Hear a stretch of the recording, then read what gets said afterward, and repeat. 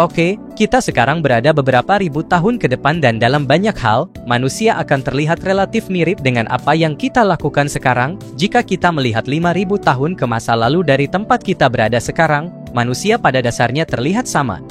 Perbedaan utamanya adalah kita sekarang lebih sehat, lebih tinggi, dan lebih kuat. Ini terutama karena pola makan kita, layanan kesehatan, dan gaya hidup yang telah berubah selama berabad-abad.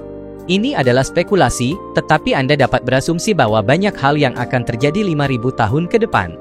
Perubahan yang mencakup perjalanan ruang angkasa dan kemajuan besar-besaran dalam teknologi dan AI, serta penampilan kita, semuanya bergantung pada di mana manusia memutuskan untuk hidup di masa depan.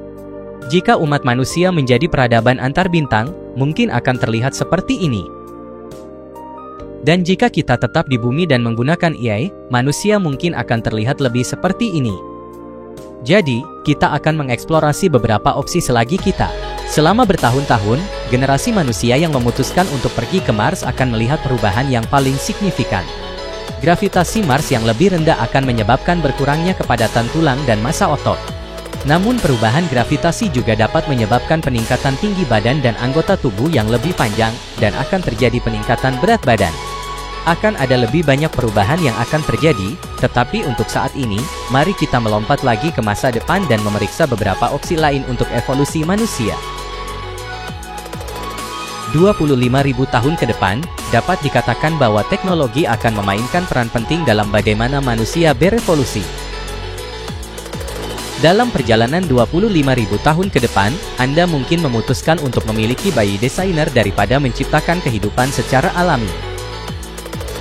Anda dapat memilih berbagai sifat yang Anda inginkan untuk bayi Anda. Anda dapat memilih karakteristik fisik seperti warna rambut dan mata, dan banyak lagi fitur penting seperti kemampuan untuk menghindari penyakit dan alergi, tertentu dengan cara yang sudah terjadi saat ini. Tapi di masa depan, teknologi ini akan lebih maju dan mudah diakses. Kemungkinan besar manusia juga akan mulai menyatu dengan teknologi dan menjadi cyborg. Seperti makhluk yang berpikir bahwa ada hubungan saraf, anggota tubuh robot, dan peningkatan sensorik. Bayangkan memiliki sebuah chip di otak Anda yang dilengkapi dengan AI yang memberi Anda jawaban apapun yang Anda butuhkan. Manusia akan memiliki semua peningkatan cybernetik yang akan membuat mereka lebih pintar, lebih kuat, dan mampu hidup lebih lama. 100.000 tahun ke depan, salah satu cara kita dapat melihat seberapa banyak manusia telah berevolusi adalah dengan melihat wajah dan kepala kita. Anda lihat dalam 100.000 tahun, mata dan kepala kita akan jauh lebih besar. Hal ini disebabkan oleh beberapa alasan. Salah satunya adalah kita akan hidup di lingkungan yang berbeda seperti luar angkasa. Mata kita yang lebih besar akan memungkinkan kita melihat lebih baik di lingkungan dengan cahaya redup. Juga akan membantu melindungi mata kita dari sinar kosmik yang ditemukan di luar angkasa, di Mars, seiring dengan kepadatan tulang yang berkurang dan anggota tubuh yang terus bertambah panjang. Di sana kita perlu mengembangkan beberapa ciri kelangsungan hidup baru agar dapat bertahan selama umat manusia telah berkembang di Mars. Dari generasi ke generasi, mereka telah mengalami bertonton radiasi di lingkungan mereka. Hal ini disebabkan oleh kurangnya atmosfer di planet Mars. Seiring berjalannya waktu, umat manusia di sana perlahan-lahan beradaptasi dengan cara hidup baru ini. Namun tingkat radiasinya sangat tinggi sehingga mereka mungkin belum bisa bertahan hidup. Kita tidak cukup mampu beradaptasi untuk hidup dengan nyaman. Salah satu masalah dalam evolusi adalah bahwa evolusi sangat lambat.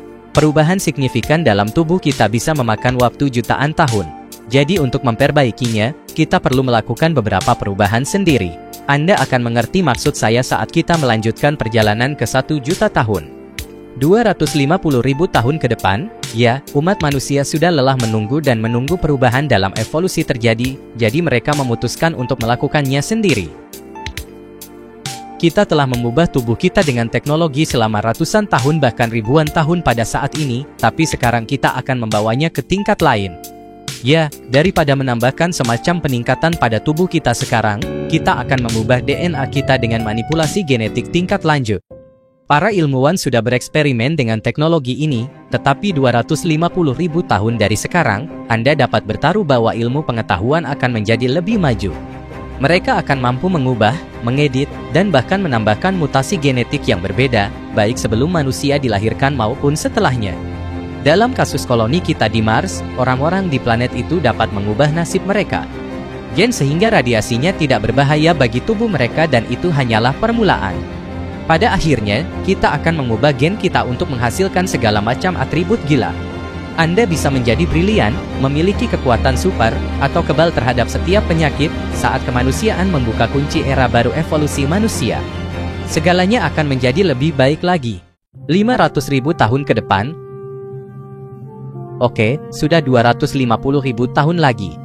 Kemanusiaan telah bermain-main dengan pengeditan gen ini dan itu menjadi sangat menarik. Ilmuwan konyol telah berhasil menggabungkan bagian DNA kadal dengan DNA manusia.